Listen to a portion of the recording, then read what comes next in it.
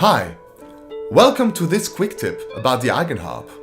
So last time I showed you how to use your EigenHarp Alpha and EigenHarp Pico to open up and access the scripts browser. And this time I will highlight some of the factory scripts that ship with EigenD that allow you to customize your EigenHarp in ways that you wouldn't have been aware before. Let's take a look. So let's look over the factory setups. I'm going to show everything with a Pico. Most of the demonstrations are applicable to the Pico, but there are some that are specific to the Alpha and I will not be able to show those. The first one here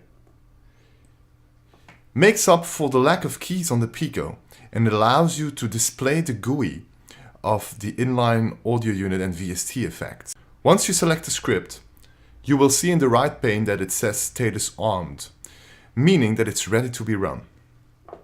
If you click again or if you press again on the scroll key, it will actually execute the script and change the behavior of your EigenHarp according to what the script's purpose is.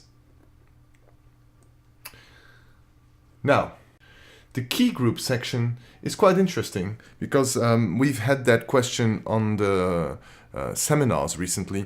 It allows you to change the blinking time in between key group switches. So when you press the main mode key, all the lights first light up orange before you see the actual lights of the destination key group.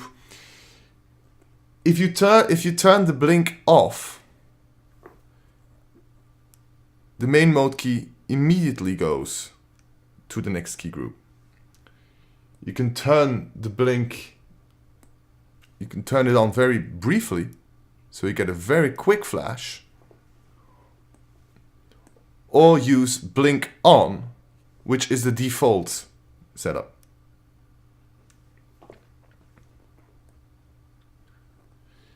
Now let's go to the keyboard layout, which is specific for the Pico.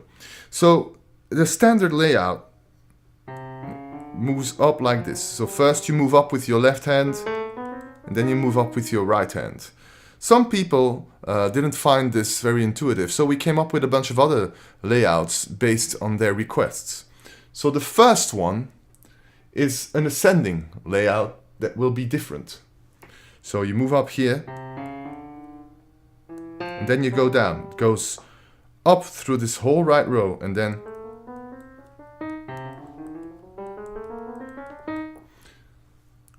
the next one switches this around. So first is the left row and then the right row. The descending layout, instead of moving upwards, moves down. So first now, you do one octave with your left hand and then with your right hand.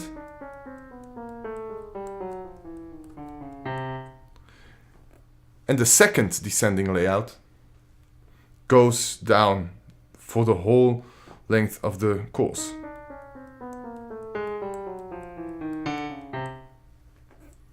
And then we're back to the standard layout.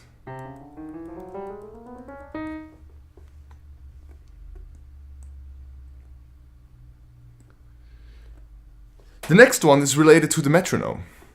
So when the drummer is running, usually the key here is just lit green.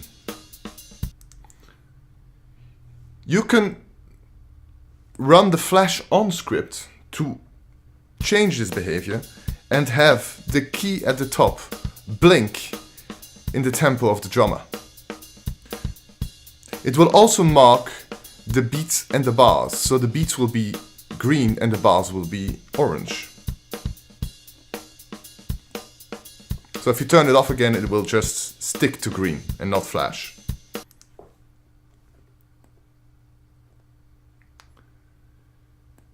The next series of scripts allow you to change the way these keys at the bottom behave. So usually, in the factory setups, they switch octaves. However, sometimes this is not what you want. And you can, for example, set it to a major third.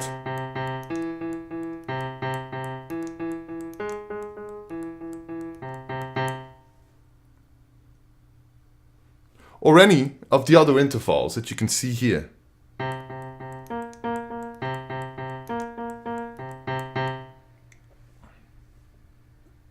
and set it back to the standard octave transposition.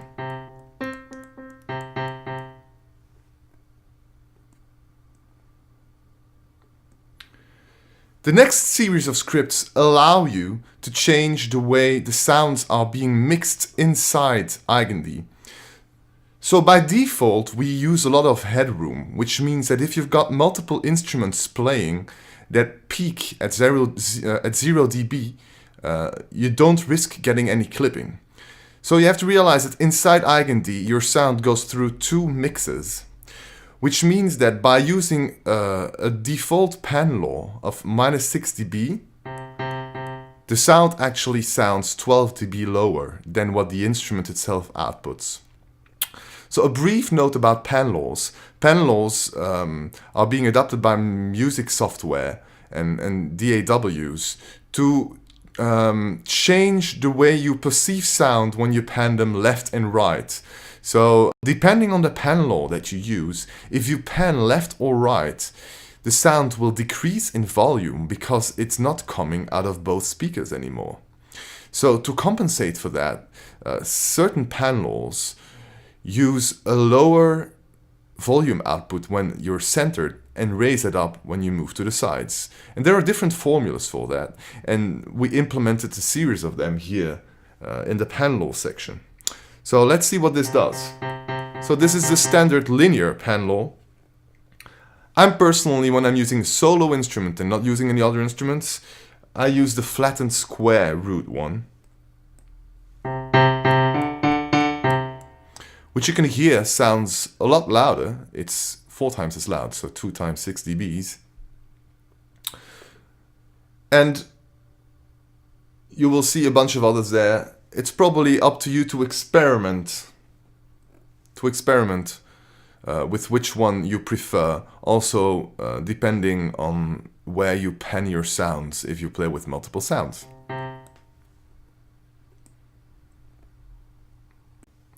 So the next section allows you to customize the way the EigenHarp instruments pitch bend globally for all the instruments that are running in EigenD, which is something you have to be aware of because the instruments in the factory setup are configured separately for pitch bend.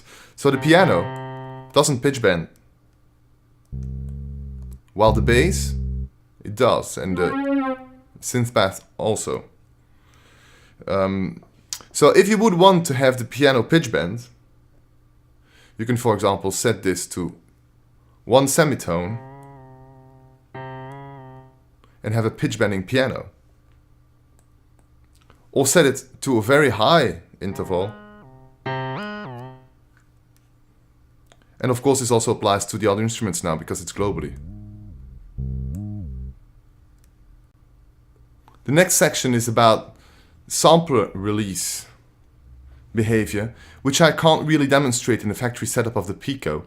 So on the Tau and the Alpha, you can have multiple keys that play the same note, and none of the factory setups in the Pico are set up like that. And what happens is if you play the note on one key and then play the same note on the other key, when the sampler release is damped the second time you play the same note on another key, it will damp the previous one.